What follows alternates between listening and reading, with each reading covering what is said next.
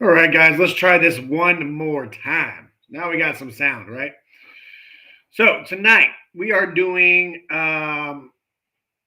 tush push. We're covering the overall entirety of the tush push, right? We had just at the league meetings had tried to pass a Green Bay had done a proposal, went 16-16 down the middle, so it got pushed to the back, got pushed to the May meeting. But when I was reading this article, an interesting thing to me was the fact that um, an 11-year-old, they said an 11-year-old in a Jamar Chase jersey come up to the podium and they had playfully asked him, "What would you like to see next season?" And the 11-year-old says, "More tush pushes." Um, I think he kind of whole debunked the whole. It's uninteresting. It's unentertaining. I think that at that level, if you are falling in love with the sport of football and he wants to see more of it, that's something that needs to be noticed. I know it's not, to the older generation, it may not be the most exciting play. It's a glorified quarterback sneak, but it's used in situations to where, it's intellect. It's short and goal, fourth and short, third and short. It's just ideal to set that up when you have the lineup that we do. A couple of stats that I wanted to throw out there was, again, guys, 0.28% of the total plays last year were tush pushes. We are now spending 3-4 hours talking about a single play that resulted in 0.28%, not even a full percent of total plays last season. What that tells me is this it's like a little sour taste in my mouth. Green Bay is leading this charge, and they got beat twice. Twice by us last year. And again, I think it's a little bit more, well, we can't stop it and it's not fair, and just let's go cry to wolf, right? Let's go cry wolf. I think that's what's happening. Again, we spend twice as long talking about a single play than we spent on the kickoff rules. The kickoff rules are going to affect this game a lot more, probably 25 to 30 times more than the tush push. And we just, let that one go. Everybody is focusing on this play, and if that doesn't tell you that it's a greatness in entirety, I don't know what else to tell you. But it is generating a lot of focus, and a lot of teams are trying to get rid of it because they can't stop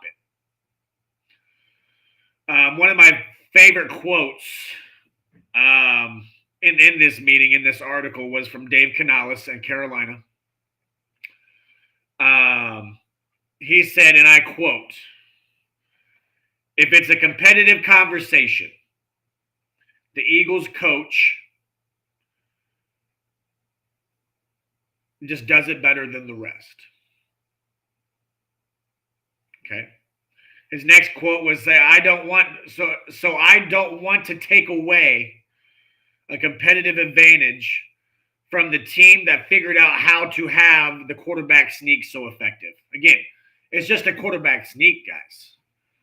I understand the push from behind. I get that. But what the narrative is, what they're leading these proposals with, and this is a conversation I've had several times. I've probably lost relationships over this conversation, but it is what it is. The safety is not the concern of this play. Everybody wants to say, well, it's injury this, injury that. There's been no proven injury resulting from the tush push. It is a quarterback sneak.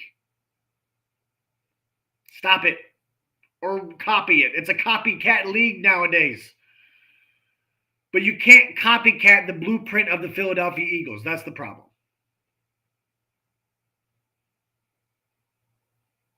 This is what it is. Again, guys, this vote went split 16-16. That's the reason it got pushed to May. I had a conversation with my buddy Mogul Podcast and the Chosen One on TikTok the other day. I do believe that this play will be banned eventually. I think that this next season will probably be the last season. But again, it's everything has its time. We had the Jordan rules when everything was so dominant from Jordan, right? They had to come up with the Jordan rules for the bad boy Pistons. When something is so dominant, you have to create something that is going to stop that from being so dominant. According to the article as well, Packers will now rewrite proposals to be broader and prohibit all pushing of the runner. So again, the runner being the quarterback, being the running back. If your running back gets stopped, the O-line can't come up and push him an extra 5 yards. They want to get rid of the pushing altogether now because they can't just get rid of the tush push. It's like I said, it's quite childish. It's quite whiny-ish. I think they're just complaining. I think they're nagging almost. They're like the wife that wants to nag because it's not their way. It's not. They can't stop it, and well, if we can't stop it, well, how can we do it? Well, we'll just go run to the boss.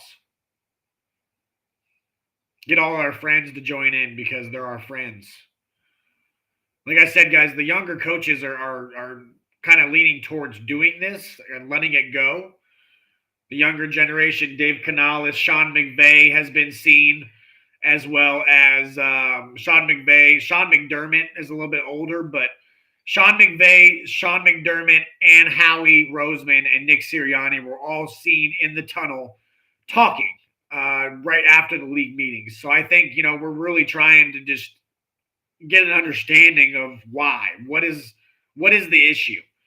And apparently Sean McDermott had brought up the safety concern, and Howie shut that down real quick. So, apparently the Packers are now going to rewrite that proposal, like I said, to match more no pushing of the runner, period. Again, guys, Buffalo and Philadelphia were the only two teams to run more than 5 quarterback sneaks last year. It's not a big play, and both of these teams run a form of the tush push. Whether Buffalo wants to admit it or not, they do.